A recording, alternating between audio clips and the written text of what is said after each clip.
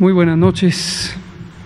Son las 19 horas en punto de este lunes 5 de octubre de 2020. Estamos en el Palacio Nacional de México, en la Ciudad de México, y vamos a continuar con las conferencias de prensa diarias sobre COVID-19, la pandemia causada por el nuevo coronavirus, ya no tan nuevo, coronavirus SARS-CoV-2.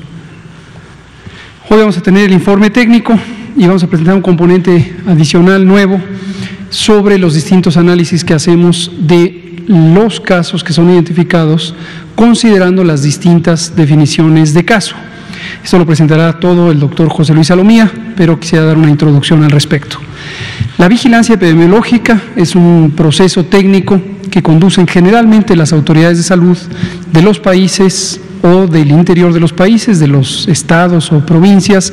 Pueden también participar las autoridades municipales, o también lo hacen las organizaciones internacionales de salud, por ejemplo, la Organización Mundial de la Salud, la Organización Panamericana de la Salud, las distintas organizaciones regionales del sistema de la Organización Mundial de la Salud.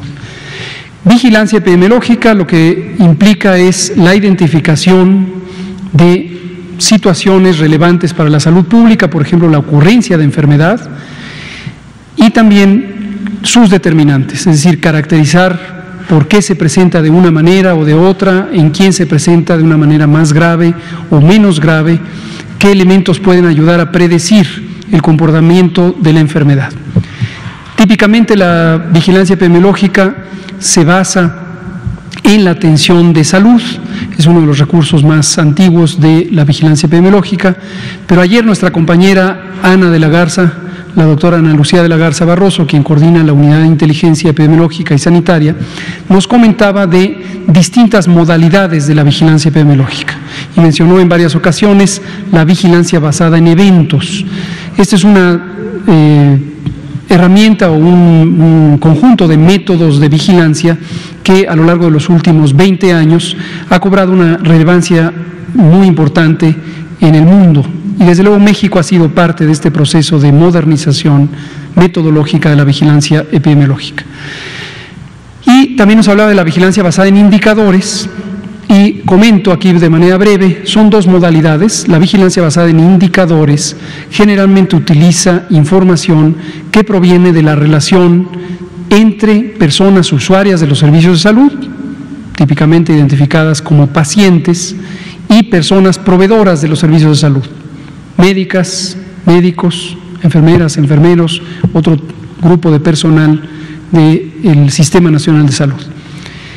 Y en esa relación, en donde se verifica una consulta, una persona acude a consulta porque tiene alguna necesidad de salud, tiene un síntoma, tiene una preocupación, quiere comentar sobre su estado de salud, se le realiza una exploración física, un interrogatorio médico, una historia clínica, quizás se le toman muestras para diagnóstico por laboratorio, quizás se le hacen estudios radiográficos de distinto tipo, una radiografía, una tomografía. Toda esa información se recaba y se utiliza para entender el proceso de ocurrencia de la enfermedad, pero no con una perspectiva individual, como hacemos los médicos cuando estamos en el campo clínico, sino con una perspectiva poblacional. Ahora, fuera de las unidades de salud también ocurren fenómenos que son relevantes, por ejemplo, la transmisión de la enfermedad. Y aunque uno no puede verificar el proceso de transmisión, uno puede reconocer los patrones de dispersión en el territorio. ¿Qué queremos decir con patrones? Cómo se va presentando en un municipio, en una ciudad, en un estado, en una región, en qué grupos de personas, de acuerdo a su edad, de acuerdo a la presentación de ciertas características, por ejemplo, enfermedades asociadas a la ocupación, a los hábitos de vida, etcétera. Y todo ese mundo, toda esa información que ocurre fuera de las unidades de salud, también es integrada en beneficio de la vigilancia epidemiológica para entender cómo va ocurriendo la enfermedad. Aquí aprovecho para recordar que a lo largo de varios meses, hemos tenido 218 sesiones, esta es la número 218, hemos ido explicando varios de los elementos metodológicos de la salud pública, incluido la vigilancia, Y en al menos 7 ocasiones hemos presentado los distintos componentes del sistema de vigilancia epidemiológica de COVID-19 en México. Hemos hablado de las encuestas nacionales de salud, en este momento está en curso y nos acompañó aquí la doctora Tere Shama del Instituto Nacional de Salud Pública en el arranque de la encuesta. Hemos hablado del modelo Centinela, que es un fragmento muy pequeño del amplio sistema de vigilancia epidemiológica. En la parte Centinela son 475 unidades, del conjunto de 26,000 unidades que informan todos los días sobre la enfermedad. Hemos hablado de la vigilancia en hospitales, la vigilancia en consultorios, la vigilancia a través de las distintas señales de laboratorio, 12 en general que utilizamos de manera conjunta. ¿Por qué lo menciono hoy? Estamos a punto ahorita de presentar un elemento muy particular, muy concreto, pero aprovecho para recordar a la audiencia, a las personas que nos escuchan, sobre la amplitud de la vigilancia epidemiológica y el propósito de monitoreo. Pareciera que hay un pequeño segmento de la población, este segmento que repetitivamente persiste en distorsionar la información, que reitera este asunto de que hay que multiplicar los números por, ya he visto toda clase de números por ahí, por 3, por 5.3, por 8, y se han inventado una serie de factores de multiplicación difíciles de saber de dónde vienen. Y también este mismo grupo de personas insiste en que en México se usa solo la vigilancia Centinela. Invitamos nuevamente, por un lado, a estas personas a que vean la información, a que consulten, a que lean, a que se enteren de lo que está ocurriendo en el país en el que viven. Sería muy benéfico que lo hagan por sí mismos o para sí mismos y también para evitar propagar desinformación, para evitar confundir, a menos que lo hagan deliberadamente, por supuesto, en cuyo caso va a ser muy difícil convencerles. Pero si lo hacen solamente con buena voluntad, pero con poca información, pues les invitamos a documentarse sobre lo que ocurre. Quizás si tienen alguna pregunta, pueden auxiliarse de ustedes que son comunicadores y comunicadoras para que pongan la pregunta y, como decimos siempre, con mucho gusto lo volvemos a explicar. Le pido al doctor Alomía si es tan amable de presentar el informe técnico y, por supuesto, abrimos a preguntas y comentarios. Con mucho gusto, señor subsecretario. Muy buenas tardes a todas y todos los aquí presentes, así como a las personas que nos hacen el favor de acompañarnos en esta conferencia vespertina número 218. Continuamos ahora en el mes de octubre aplicando el semáforo de riesgo COVID en esta nueva normalidad. De hecho, es el día 128 ya de la nueva normalidad, que se caracteriza precisamente por la implementación de actividades o de manera regional en función del nivel de riesgo que cada una de las entidades federativas tenga. Esta semana continúa vigente el semáforo de riesgo COVID que se presentó la semana pasada. Por lo tanto, hay que continuar aplicando las medidas de prevención y todas aquellas actividades que, en función del mismo riesgo, nos ayudan a disminuir la actividad en el espacio público y las diferentes dinámicas sociales que, como todos ya sabemos y se han explicado desde las primeras conferencias vespertinas en relación a COVID, son precisamente las que contribuyen al contagio del virus SARS-CoV-2 y, por ende, a la generación de enfermedad, que además va acompañada, como ya sabemos, de una proporción que puede enfermar de manera grave y que también lamentablemente puede fallecer a consecuencia de las complicaciones. De ahí la importancia de poder llevar a cabo estas indicaciones y mantener las actividades de prevención ampliamente difundidas. Ya saben ustedes, lavado de manos constante, frecuente, sobre todo si hemos andado en el espacio público o realizando actividades fuera de nuestro espacio seguro o de nuestro hogar. En su momento, la sana distancia, que debe de ser siempre implementada en la medida de lo posible, y cuando esta no se puede llevar a cabo, aquí es precisamente donde toma relevancia el uso de cubrebocas, así como también en los espacios públicos cerrados. Vamos a ver entonces el escenario nacional para el día de hoy. Tenemos nuestra diapositiva que todos ya conocen, tanto aquí los presentes como en casa. El día de ayer, ya este fin de semana, mejor dicho, se estaban rebasando los 2 millones de personas que en su momento han sido clasificadas como casos sospechosos de la enfermedad y por lo tanto notificadas e ingresadas a un protocolo de estudio. El 92% de estas personas han sido además muestreadas, es decir, se le ha tomado un hisopo faríngeo o nasofaríngeo, a través del cual hemos podido obtener un resultado para saber si son casos confirmados o descartados de la enfermedad, y hay otro grupo con el que estamos pues aún esperando estos resultados. Para efecto de los que han salido confirmados, el día de hoy se actualizan también las cifras, 789.780 serían las personas con COVID-19 acumuladas hasta el momento, desde que inició la epidemia en México, pero así también una gran mayoría han dado negativo a esta prueba, por lo tanto se ha descartado la presencia del virus SARS-CoV-2 y por lo tanto se ha descartado la enfermedad de COVID-19 y son 925.415. Y como comentábamos, en alrededor de 31.155 en función al último corte, que es la barrita de color azul de la semana 39, estaríamos aún esperando un resultado, el cual es importante porque además nos va a ayudar a definir cómo se está moviendo el porcentaje de positividad, que es otro de los indicadores que también le estamos dando seguimiento desde que inició la epidemia. Lo podemos ver representado en esa línea de color naranja, el cual empezó a tener un descenso prácticamente desde la semana 30. Veíamos como la semana anterior graficada, que fue la 38, recordando que a partir de ayer domingo también empezamos ya a graficar la semana 39, había mostrado un incremento, y lo podemos ver precisamente en ese incremento que hay entre la semana 37 y 38 para la curva de color naranja, y en donde cerrábamos con 40% de positividad la semana anterior. Esta semana abrió con menos porcentaje de positividad. Para el día de hoy y la semana 39 es de un 38%, por lo cual la tendencia descendente de este porcentaje vuelve nuevamente a tomar este camino, digamos, pero vamos a estar viendo cómo día con día esto pudiera mantenerse o pudiera incrementarse en función, lógicamente, de la cantidad de resultados que día con día se vayan emitiendo. Vamos a ver la siguiente diapositiva. Estos son nuestros casos estimados.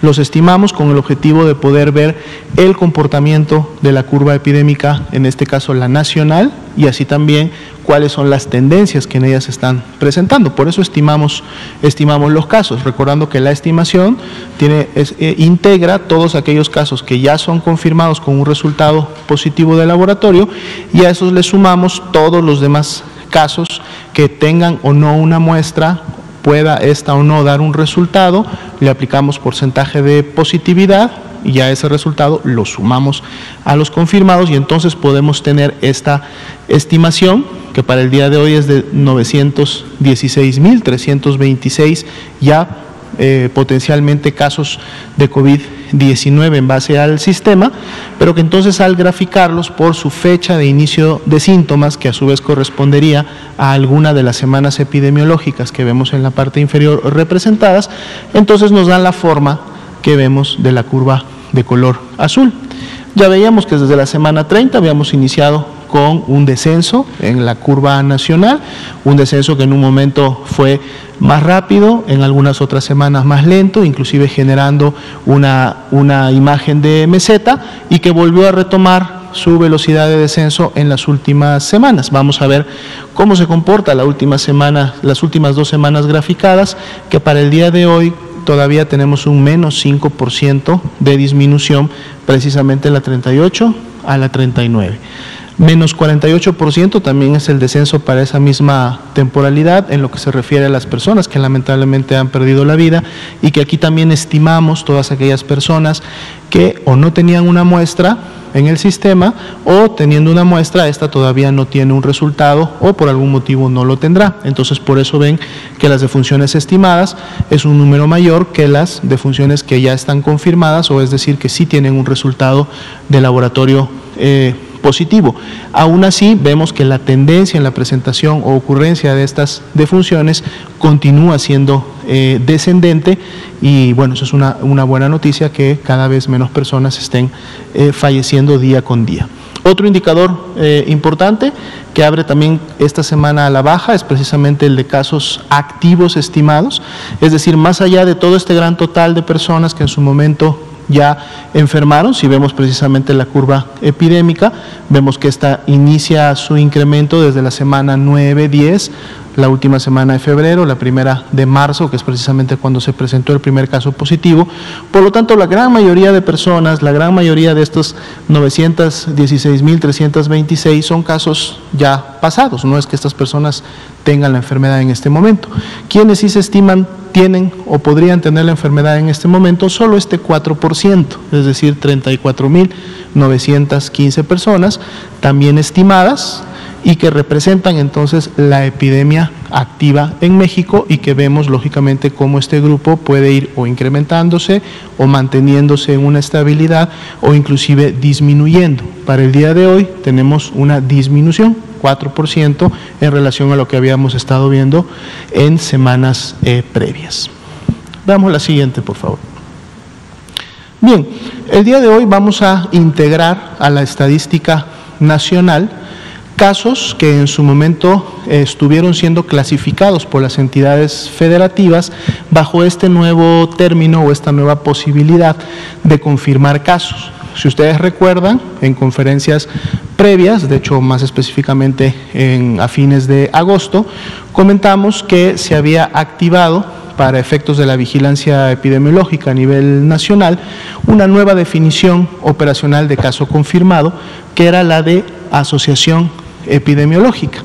Esta definición lo que pretendía era precisamente si yo tenía o estaba estudiando un brote o tenía en su momento familiares, amigos ligados a un caso que yo ya había confirmado por laboratorio, haciendo yo uso de esta definición e inclusive sin la necesidad de tomar una muestra de laboratorio a los contactos de casos confirmados, sí por laboratorio, yo puedo asignarles la clasificación de ser un caso confirmado. Es decir, que a partir de que se emitió esta nueva disposición, ya no solamente podía tener casos confirmados por laboratorio, sino también podía tener casos confirmados por asociación epidemiológica sin la necesidad de tener una muestra. Y esto lógicamente también aplica a la actualización que hicimos la semana pasada en relación a decir, aquí hay un número de personas que no tienen una muestra o que teniendo una muestra no tendrán una posibilidad de un resultado, pero que resulta que si son contactos de un caso confirmado previamente por laboratorio, entonces en la acción epidemiológica se le puede asignar, y esto lo hace lógicamente cada una de las unidades que notificó y reportó estos casos en cada una de las jurisdicciones, en cada uno de los estados de la República, puede asignarle la clasificación de asociación epidemiológica y así entonces poder caminar más rápido en su seguimiento, en su investigación, sobre todo cuando esto lógicamente pudiera estar integrado dentro de un estudio de brote. Durante los últimos 2 meses, básicamente, después de que se activó esta nueva definición operacional, las entidades empezaron a utilizarla. Tanto esta definición como una previa que habíamos también ya comentado, que era la dictaminación clínico-epidemiológica, que como su nombre lo dice, o para efectos de la dictaminación se aplica a las lamentables defunciones. Estaremos también hablando de este grupo de defunciones que en su momento no pudo acceder a una toma de muestra, o una defunción que a lo mejor inclusive ni siquiera tuvo acceso en un momento determinado a una atención médica. Entonces, el área correspondiente, sea la jurisdicción sanitaria o el Estado, puede llevar a cabo dictaminaciones, y en la dictaminación, en base a los signos, síntomas, la evolución clínica, los determinantes alrededor de la persona, etcétera, o inclusive si era un contacto de un caso previamente confirmado por laboratorio, entonces, producto del ejercicio de la dictaminación, puedes decir, esta persona también falleció por COVID-19. Entonces, vamos a ver en la siguiente diapositiva cómo se ha estado llevando a cabo este ejercicio y que además ahora lo vamos a integrar a la estadística nacional, dado que es un ejercicio nuevo en función de cuando se activó la definición. Se estuvieron también llevando a cabo procesos de evaluación con las entidades, lógicamente para ver si los casos estaban siendo adecuadamente clasificados, que no tuvieran en su momento incongruencias con la información en relación a su estudio epidemiológico, y que por lo tanto las definiciones estaban siendo bien utilizadas y se estaban clasificando de manera adecuada los casos.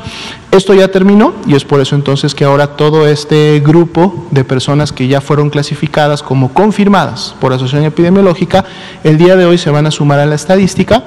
Y a partir de mañana, día con día, se van a estar sumando en la medida que las mismas entidades federativas las estén clasificando de esa manera en la plataforma. Aquí, por ejemplo, podemos ver la distribución de este grupo de personas que para fines de números son de aquellos que fueron confirmados por una dictaminación clínico-epidemiológica, y aquí lógicamente son defunciones, fueron 578. Y aquellas personas con enfermedad que utilizaron la definición de asociación epidemiológica fueron 24.120.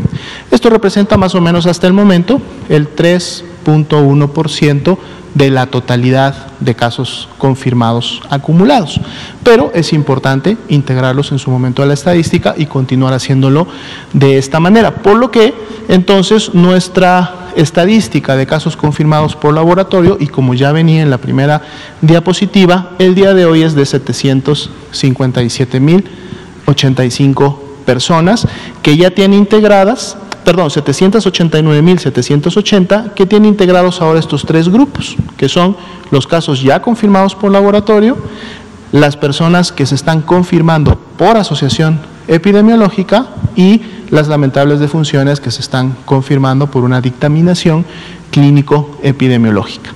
El día de hoy se van a sumar, como decía, a la estadística, pero a partir de mañana van a estar siendo cargados y van a formar parte de todo el grupo de casos confirmados. No necesariamente vamos a estar realizando la diferenciación entre estos tres grupos, es solamente una metodología o una manera de cómo confirmar a una persona con la enfermedad.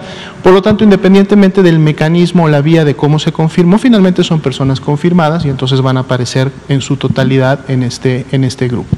Pero en esta gráfica, por ejemplo, lo que sí queremos resaltar es precisamente que la ocurrencia de estos casos no es lógicamente en las últimas 24 horas. La ocurrencia de estos casos, y que ahora se van a sumar a la estadística, se dio pues prácticamente desde principios de la epidemia, y esto es porque más allá de que la definición o la nueva definición se activó a fines de julio y se empezó a implementar en agosto, se dio la apertura en los sistemas de información para que pudiera hacerse la clasificación correspondiente, sobre todo en aquellos casos que en su momento, por ejemplo, no tenían una muestra, pero que se tenía la información de que esas personas habían sido contactos de un caso confirmado. Por eso podemos ver cómo la nueva clasificación se aplica prácticamente y nos da casos confirmados desde un inicio de la epidemia, pero efectivamente podemos ver que la gran mayoría de ellos están confirmados aproximadamente desde la quincena de julio, y de ahí para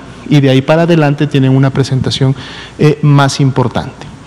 Si vemos la siguiente diapositiva, vamos a ver también a estos dos grupos, es decir, los confirmados por asociación, 24.120, que estarían en las barras de color verde, y los confirmados por dictaminación, 578, es decir, nos quedamos ya solamente con estos grupos para ver cómo ha estado la distribución, en este caso también por semana epidemiológica. Y en una siguiente diapositiva vamos a ver la distribución, en la siguiente por favor, por estados. Y aquí podemos ver también claramente cuáles son los estados que más han utilizado esta herramienta, es decir, una herramienta que sirve para la clasificación y para la confirmación de casos, y que lo han hecho definitivamente pues muy por encima que otros. Aquí claramente destaca, por ejemplo, el estado de Sonora, quien ha confirmado 9.500 casos aproximadamente por este mecanismo. Está seguido del Estado de México, la Ciudad de México, quienes han confirmado alrededor de 3,000 casos cada uno en relación a esta herramienta, y luego tendríamos a Baja California, tendríamos a Chiapas, entre o cerca de los 2,000, los 1,500 casos, pero de alguna manera vemos, aunque ya en mucha menor escala, que prácticamente todos los estados han empezado a utilizar la herramienta y de seguro lo estarán haciendo de ahora en adelante. Entonces aquí también podemos ver claramente esta distribución. La siguiente, por favor. Bien, pasamos ahora finalmente a la ocupación y disponibilidad hospitalaria.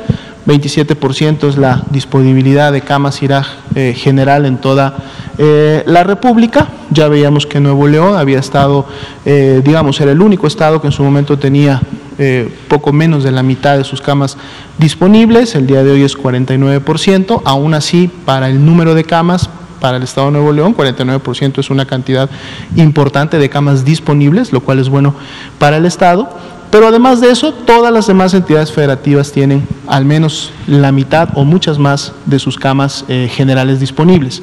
Si vemos la siguiente diapositiva, donde están las camas con ventilador, aquí sí también vemos un estado que en su momento empieza a tener una ocupación, digamos, por encima del 50%. Recordemos que el nivel de seguridad es hasta al 70%, entonces estar en un 54% no necesariamente quiere decir que hay un problema como tal, simple y llanamente es un indicador que se empieza a monitorear de manera más puntual día con día para ver que esto no siga incrementando, pero todavía está por debajo, lógicamente, de ese nivel de seguridad que en su momento se marcó para un 70%, siendo inclusive el indicador nacional un punto menor, 22%, creo que es la primera vez que llegamos a un 22% de ocupación de este tipo de camas, lo cual nos deja la gran mayoría de las camas a nivel nacional disponibles, siendo de 8,133 las que se tendrían con capacidad de ventilador para poder atender a los pacientes más críticos. Bien, aquí cerraríamos el componente del escenario nacional y ahora, a manera de información, vamos a ver un poco lo que ha pasado en la región de Asia de, lógicamente, la Organización Mundial de la Salud. Hemos estado presentando en conferencias previas lo que ha pasado en otros continentes, incluido, lógicamente, el nuestro. La intención o el objetivo de presentar esta información es para que, lógicamente, nosotros como país también podamos aprender un poco de las experiencias de lo que está ocurriendo en otros países, pero tener muy presente que ni la epidemia en México, ni menos la pandemia a nivel mundial todavía se ha terminado, en donde inclusive vamos a ver países que ni siquiera han llegado aún a su primer pico, su primer acme o la primera ola, depende cómo le quieran ustedes denominar a estas curvas, y que entonces es importante todavía mantenernos alertas y implementando las medidas que en su momento son realmente las que nos van a ayudar a controlar la epidemia en el país. Arranca el mes de octubre, prácticamente con América del Sur a la cabeza, digamos, de la transmisión. Recordemos que estas gráficas se preparan por millón de habitantes, lo cual permite entonces hacer una comparación entre las diferentes regiones. América del Sur, aunque realmente vamos a decir que la mayor transmisión se observó apenas hace poco, el inicio de agosto, es decir, hace un mes, un descenso ligero, pero que todavía lo pone, aún con su descenso, lo pone en el primer lugar de transmisión a nivel mundial. Esa es América del Sur. Y enseguida está América del Norte, que es precisamente donde nosotros pertenecemos, y que si vemos en un momento determinado cómo se forma la curva epidémica de América del Norte, está lógicamente muy relacionada con los Estados Unidos de América, nuestro vecino país del norte.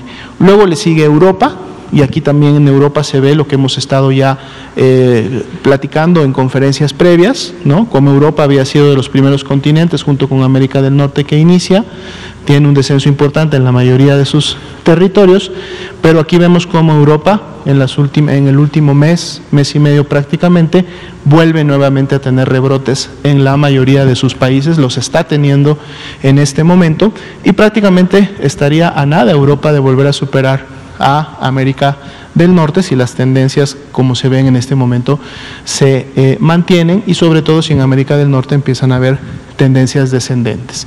Asia, África y Oceanía definitivamente con las transmisiones más basales, y bueno, el día de hoy vamos a darle una mirada rápida a la región de Asia, que si bien es cierto no con la intensidad con que se ha presentado los rebrotes en Europa, vemos que Asia también se empieza a diferenciar de regiones como África y Oceanía, con quienes se había mantenido desde un inicio de la pandemia prácticamente en una misma magnitud.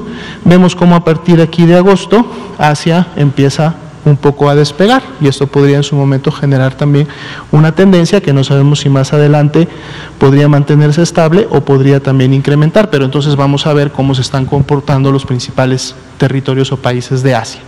Veamos la siguiente diapositiva. Aquí tenemos prácticamente el total, es decir, los casos confirmados en el Mediterráneo oriental, específicamente para esta región del Asia. Son más de 2.486.000 casos los que están en este rubro, y vemos cómo la epidemia activa para este territorio es del 10%, lo que habla lógicamente de una actividad reciente e importante. 10% de los casos están en los últimos 14 días. Y aquí podemos ver entonces, ya cuando nos enfocamos un poco a la actividad que ha tenido la epidemia en esta región, vemos ahí que para mediados de junio alcanzaban, vamos a decir, un primer pico, un primer acme en su curva.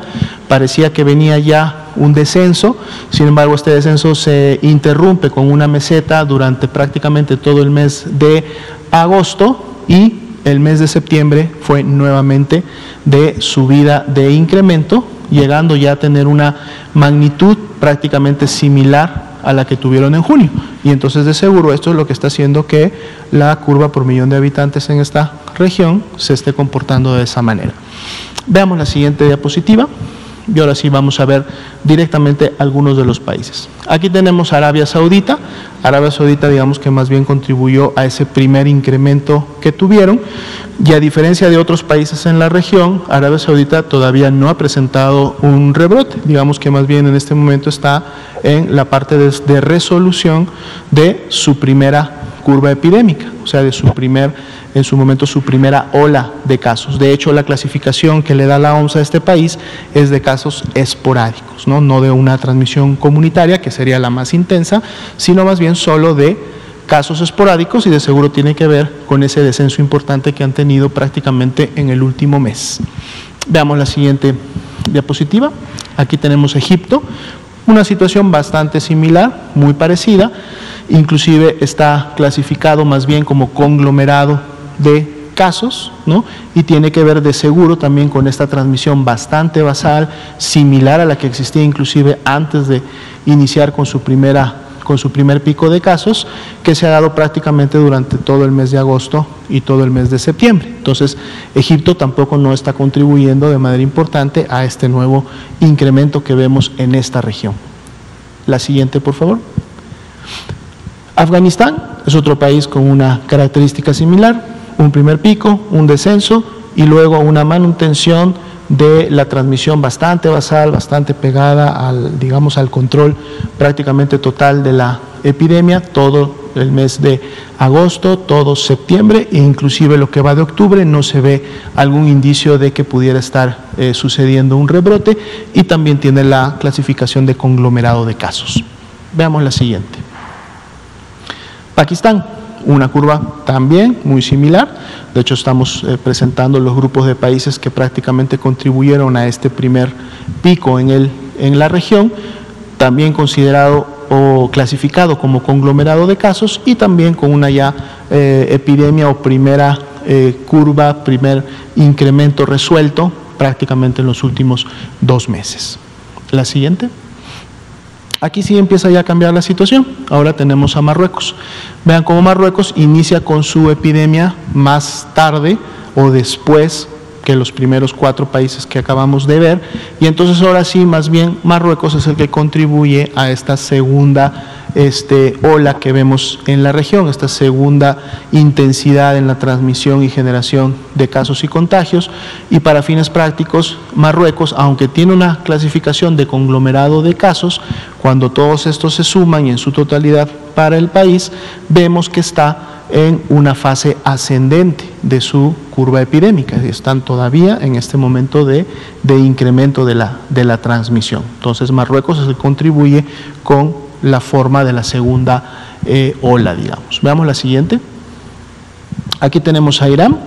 Irán igualmente, y más claramente en el último mes, en septiembre, la última quincena de septiembre, con un incremento importante, inclusive superior a lo que se había visto previamente. Nunca se vio un control importante en Irán, lo que parecía un primer pico que empezaba a disminuir, volvió nuevamente a incrementarse, mantuvo una meseta de transmisión constante y más bien en las últimas 2-3 semanas esta transmisión se ha incrementado, manteniendo entonces ahora su curva de manera ascendente. Y en este caso Irán sí está ya clasificada como transmisión comunitaria, que sería como la más dispersa, la más intensa en un momento determinado. Veamos la siguiente. Aquí tenemos a los Emiratos Árabes Unidos, igual, una primera curva que en su momento parecía que tenía control ahí para inicios de agosto, sin embargo ya para la quincena de agosto vuelve nuevamente a incrementarse, lo está haciendo a una velocidad importante, tanto así que como vemos ya superó el primer pico que en su momento tuvieron ahí para fines de mayo y está clasificado también como transmisión comunitaria. Veamos la siguiente. Irak definitivamente en una fase ascendente desde junio, también una transmisión que empezó posterior a los primeros países, transmisión comunitaria como tal, y Irak en este caso pues lógicamente todavía con una tendencia que pudiera seguir incrementándose en las siguientes semanas. Veamos la siguiente, es la última, ¿verdad? Bien, entonces bueno, aquí nosotros podemos ver cómo las epidemias se comportan lógicamente de manera asincrónicas, es decir, difieren en sus inicios en el tiempo y por lo tanto también dependiendo de las características de la población y los determinantes que hay en cada país, también difieren en la magnitud que en un momento pueden tener.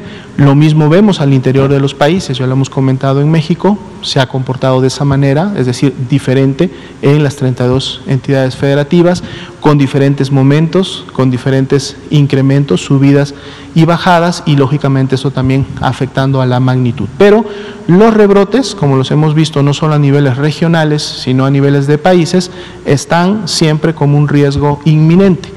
Y esto tiene que ver con la manera de cómo un país en su momento empieza a liberar el espacio público, qué tan ordenadamente lo hace, con qué características implementa un regreso a la vida social, al espacio público, a las actividades laborales no necesariamente prioritarias, y dependiendo del orden que se pueda lograr de la mano lógicamente de la ciudadanía, es que podemos entonces tener un regreso a la nueva normalidad mucho más ordenado y que en su momento no nos produzcan rebrotes. Pero si no atendemos las indicaciones y lo que en cada uno de los niveles de las autoridades sanitarias están emitiendo a nivel federal, en los estados, en los municipios, siempre tendremos el riesgo en México también de poder formar parte o generar un rebrote. Hasta el momento como país no lo hemos tenido, las entidades federativas en su gran mayoría no han tenido esta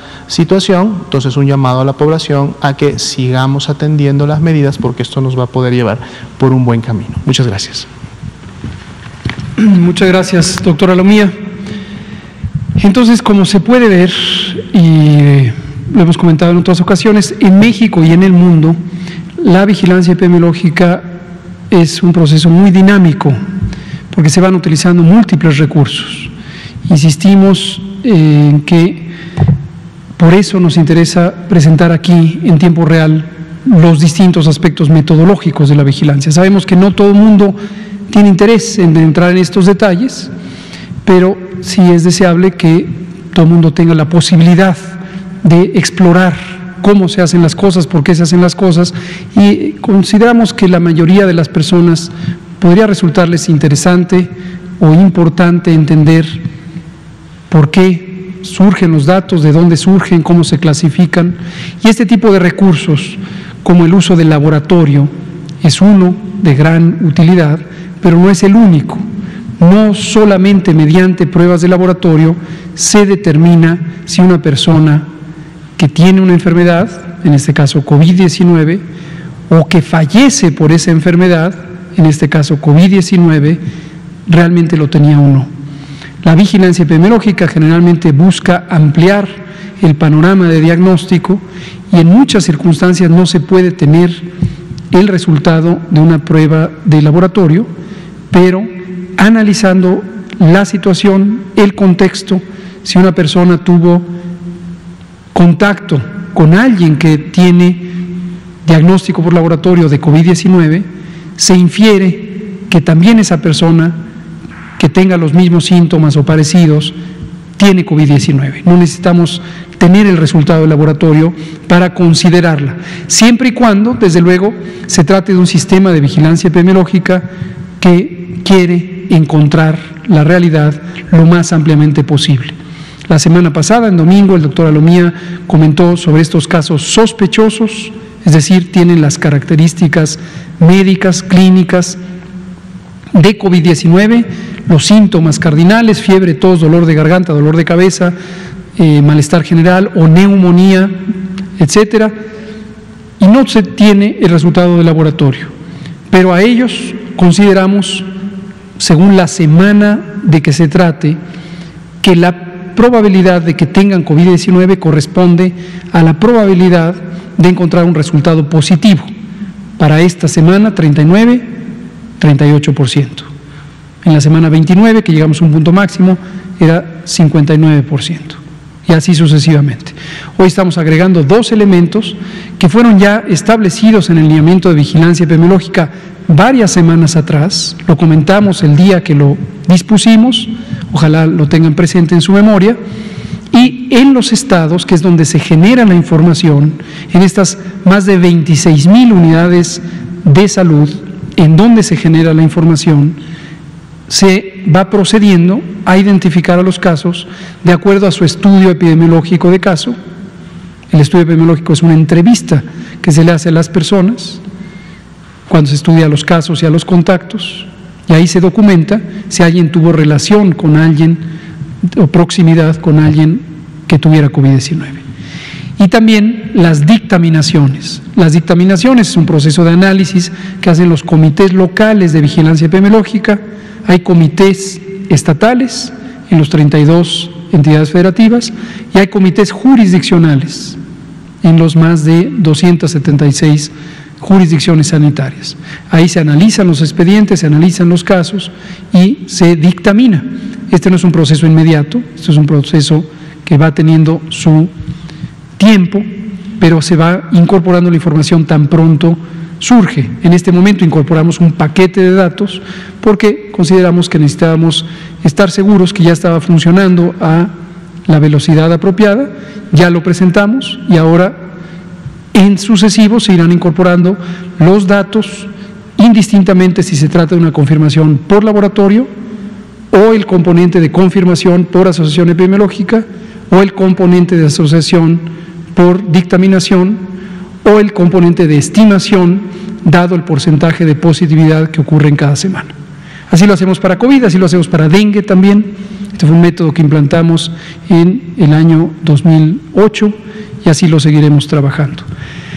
Hoy quiero especificarles a todos ustedes que están escribiendo sus notas de prensa y algunos colegas que quizá nos ven en la transmisión, habrán notado que se incorporó un número de casos o de datos que son casi 25,000, los mencionó el doctor Alomía y los identificó, son 24,120 confirmados por asociación epidemiológica y 578 confirmados por dictaminación. Por eso notaron que se incrementó casi 25,000 la cuenta de casos. Si esto se ve fuera de contexto, no me sorprendería, sin menospreciar a algunos medios de comunicación, que mañana dijeran en un solo día 25,000 casos. Ojalá que nadie cometa este error metodológico, sino que se informe antes de escribir la nota y se dé cuenta de esta explicación. Lo mismo ocurre para las defunciones. Se incorporaron entre ayer y hoy 2,789 defunciones. No son defunciones por COVID que ocurrieron entre ayer domingo y hoy lunes, no lo son. Ayer fue domingo 4 de octubre, hoy es lunes 5 de octubre. No son 2,789 que murieron de ayer para hoy, sino que incluye a estas clasificaciones por dictaminación y por asociación epidemiológica de varias semanas hacia atrás. ¿Sí? Esa es la idea. Vamos a abrir a preguntas y respuestas. Tenemos primero a Héctor García, Natalia Vitela, Ángel, y así nos seguimos. Gracias, subsecretario. Una pregunta para usted y otra para el director, si es tan amable. La primera es, ya sabemos lo que sucedió con el presidente de Estados Unidos, Donald Trump, que se enfermó, salió positivo y ayer tuvo que salir en camioneta para saludar a sus simpatizantes de que pues estaba bien. Respecto a esto, la pregunta sería, ¿sería deseable redoblar las medidas sanitarias alrededor de la figura presidencial de aquí, de nuestro país, tomando en cuenta, bueno, que ya salió a giras y se reúne con gente pues en sus alrededores? Y con usted, director, nos explicaba ahorita del rebrote en Europa por el confinamiento. ¿Qué debemos de aprender los mexicanos precisamente de ese desconfinamiento en Europa para que no tengamos esa pues amarga experiencia de estos rebrotes, que incluso el mismo doctor ayer Alcalá nos decía que pues no sería deseable, no sería deseable volver otra vez a este confinamiento? Entonces, ¿qué deberíamos aprender de eso? Muchas gracias. Sobre la primera, en todos los países, supongo o asumo, no conozco los protocolos técnicos de protección sanitaria de todos los mandatarios del mundo, hay algunos estándares generales y son los mismos que ocurren para toda la población, simplemente focalizados en atención a una persona que por razones obvias tiene el más alto nivel de interés estratégico para el país. Nuestro presidente, el licenciado Andrés Manuel López Obrador, desde el principio, esto que no se nos olvide, para nosotros internamente es de enorme satisfacción, fue uno de los primeros, si no es que el primer mandatario, definitivamente del grupo del G20, sí me consta que fue el primer mandatario en plantear explícita, enfática y abiertamente que el manejo de la epidemia en México se hace con criterios científicos, con evidencia, con criterios técnicos, y las recomendaciones las conducen personas que tienen experiencia en el campo. En México tenemos varios grupos de asesoría científica en distintas instituciones. Hemos destacado las contribuciones de las universidades e instituciones de educación superior e investigación, desde luego nuestra propia comunidad técnica en el sector salud, y somos quienes tomamos las decisiones tal como nos corresponde también por las distintas disposiciones reglamentarias, las recomendaciones para la conducción de la epidemia. Es un grupo amplio, no somos solamente los que estamos aquí en las conferencias de prensa, a diferencia de lo que también las redes de desinformación quisieran hacer ver. Y el presidente se sujeta a esas recomendaciones en todo momento, y una de las que más escrupulosamente sigue es el tema de la sana distancia física. Él tiene literalmente dispuesto en las distintas salas de reuniones que tenemos reuniones con él, en un momentito vamos a ir precisamente a reunión con él, y él está con una valla literalmente porque no nos acercamos nadie. Y está bien identificado el grupo de colaboradores y colaboradoras que pueden acercarse, y periódicamente estamos haciendo un monitoreo continuo de todos esos colaboradores. Es posible que definitivamente esto ha tenido buenos resultados y seguimos deseando que lo tenga para la protección de nuestro presidente como persona y por supuesto también como primer mandatario de nuestro país. Y al presidente Trump pues nos alegra saber que se ha recuperado, ojalá que siga por buen camino y se recupere del todo. Muchas gracias. Gracias. En relación a la segunda pregunta, definitivamente una de las principales lecciones que podemos aprender de los rebrotes que ya están ocurriendo en varios países de otros continentes tiene que ver precisamente con lo que en estas conferencias se ha estado diciendo desde hace mucho tiempo. Lo primero es que la pandemia todavía no ha terminado.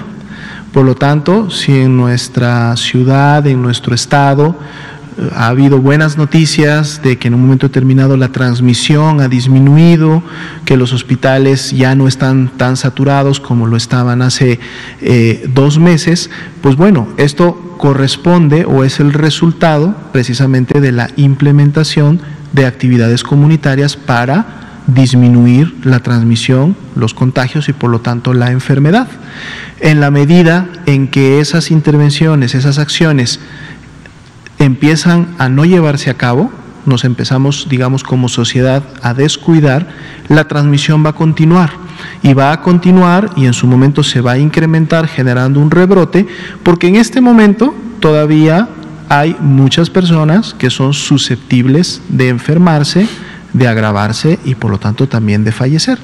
En la gran parte del mundo, la gran mayoría de los países, todavía nadie ha llegado a una proporción ni siquiera cercana que esté evidenciando que se pueda generar ya una inmunidad colectiva que limite o disminuya la transmisión solamente por la generación de inmunidad. De las diferentes publicaciones que a nivel internacional se han emitido, los diferentes pronunciamientos que la misma Organización Mundial de la Salud ha referido, es que esto todavía tiene para rato, esto todavía va a mantenerse. Se ha dicho también en esta conferencia, preparémonos y estemos expectantes de lo que va a ser una epidemia larga porque precisamente hay muchas personas que todavía son susceptibles, se pueden enfermar y es ahí donde podemos tener los rebrotes.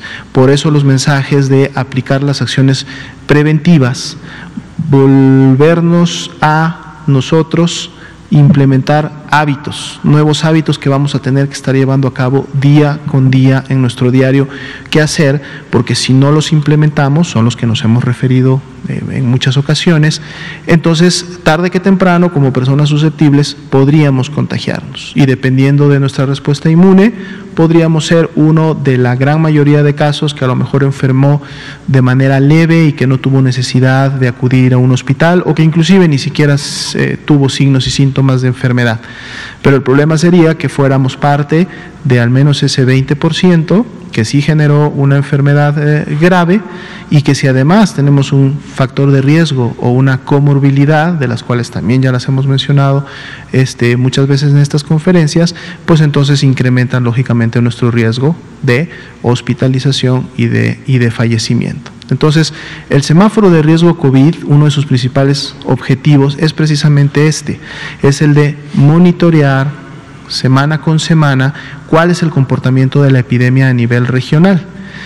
Si el nivel de riesgo es bajo, entonces pueden incrementarse un poco las actividades, pero no se regresan a lo que hacíamos anteriormente o antes que existiera la epidemia. Siempre hay restricciones, siempre hay disminución de aforos, siempre hay disminución de movilidad prácticamente en todos los niveles. Y si el semáforo entonces detecta de manera oportuna el signo de que el riesgo se está incrementando, y esto es directamente proporcional al hecho de que se está incrementando también la posibilidad de transmisión y por lo tanto de un rebrote, entonces el subir de riesgo, por eso hemos dicho que un verde puede regresar a un amarillo, claro que puede regresar a un amarillo, y un amarillo a un naranja también, y un naranja a un rojo, por supuesto que puede suceder, porque precisamente lo que el semáforo pretende es decir, estás incrementando tu riesgo, cierra tus actividades, porque si no lo haces, entonces vas a caer en un riesgo de un rebrote.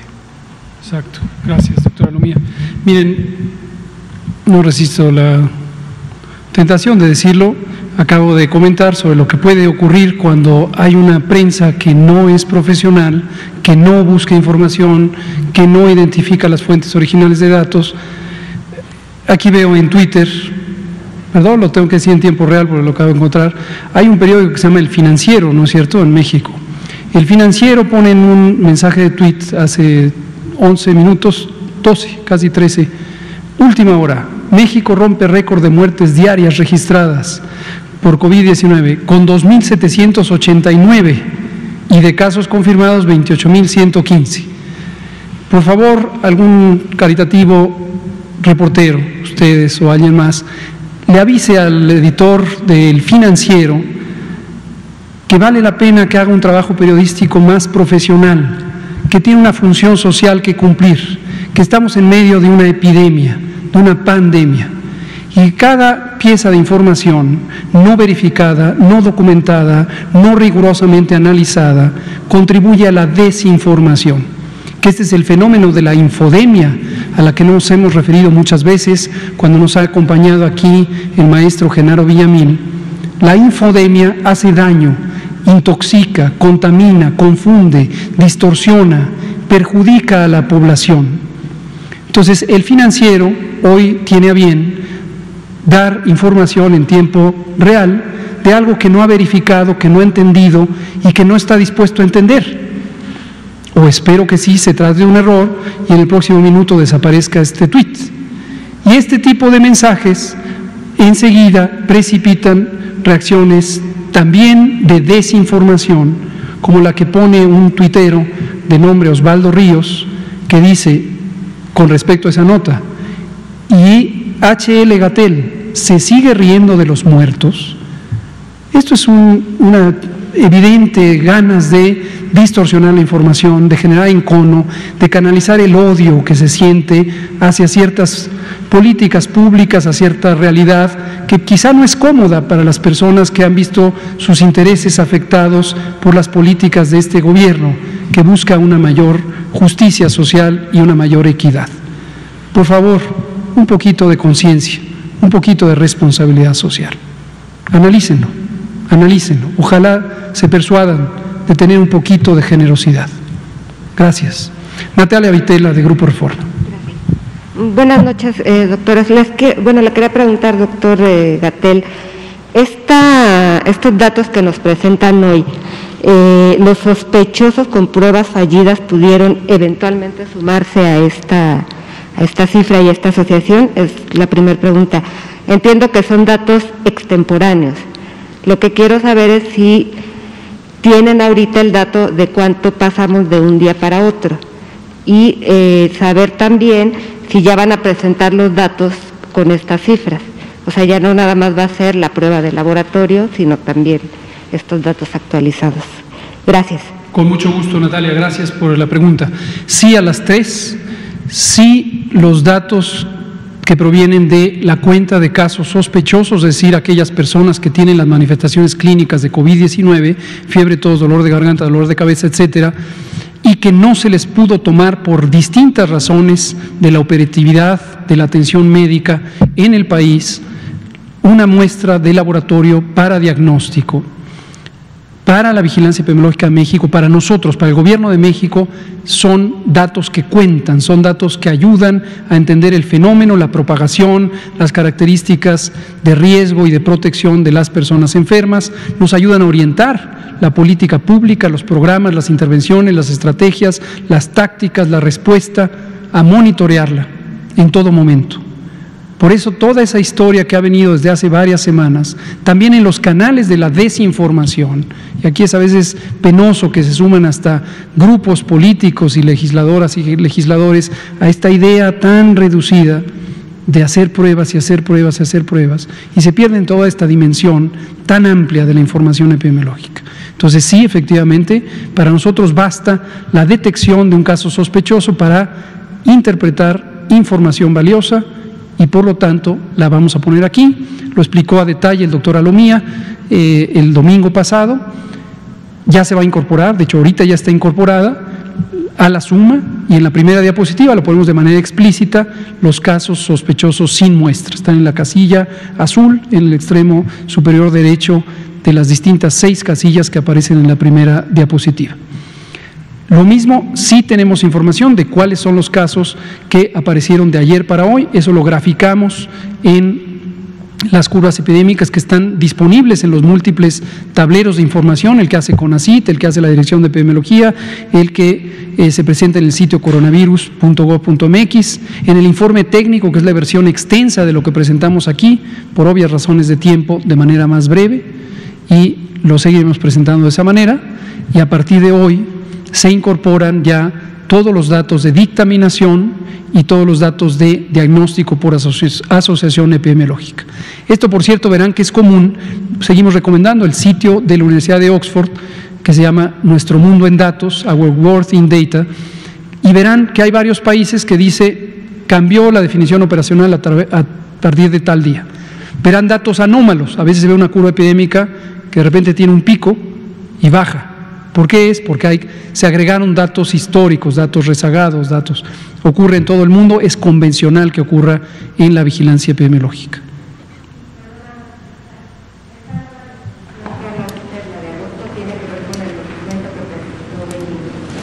Es correcto, hace varias semanas, no recuerdo en este momento cuántas, presentamos aquí que el Comité Nacional de Vigilancia Epidemiológica determinó incorporar la asociación epidemiológica como un criterio más para el diagnóstico de confirmación de COVID-19.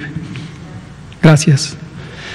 No nos queda tiempo para más preguntas, son las 20 horas en punto, es el lunes 5 de octubre, la epidemia de COVID-19 en México sigue, hay que mantener las precauciones que a detalle acaba de comentar el doctor Alomía, que usted ya conoce, mantenerse a sana distancia, 2 o más metros de toda persona, utilizar su cubrebocas, como lo recomendamos siempre, particularmente en espacios públicos cerrados, lavarse las manos de manera continua. Si usted tiene síntomas, fiebre, tos, dolor de cabeza, dolor de garganta, procure no salir.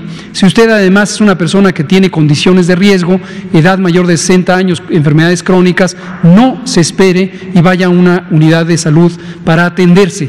Además, recomendamos mantenerse atenta y atento a las recomendaciones sanitarias que corresponden a su entidad federativa, a su estado o la Ciudad de México, también a las que dispongan las autoridades municipales. El riesgo es diferente en cada entidad federativa. La buena noticia es que llevamos ya 9 semanas completas en descenso, en reducción de la epidemia. Estamos en la 10ª semana de reducción, lo sabremos al final en sábado si se confirma la 10ª semana, pero ya llevamos 9, 27 entidades federativas están en una reducción progresiva, se están desocupando los hospitales, el porcentaje de positividad va reduciendo. Y también ya empezó la temporada de influenza 2020-2021, la influenza se comporta muy parecido a COVID y si usted tiene condiciones de riesgo, vacúnese. Empezó ya la campaña de vacunación contra la influenza, la vacuna es pública, es gratuita y se trata de cubrir de manera universal a todas las poblaciones que se requiere vacunar, que son las poblaciones de mayor riesgo. Embarazadas también, embarazadas están en mayor riesgo de complicaciones por la influenza. Muchas gracias. Hasta mañana.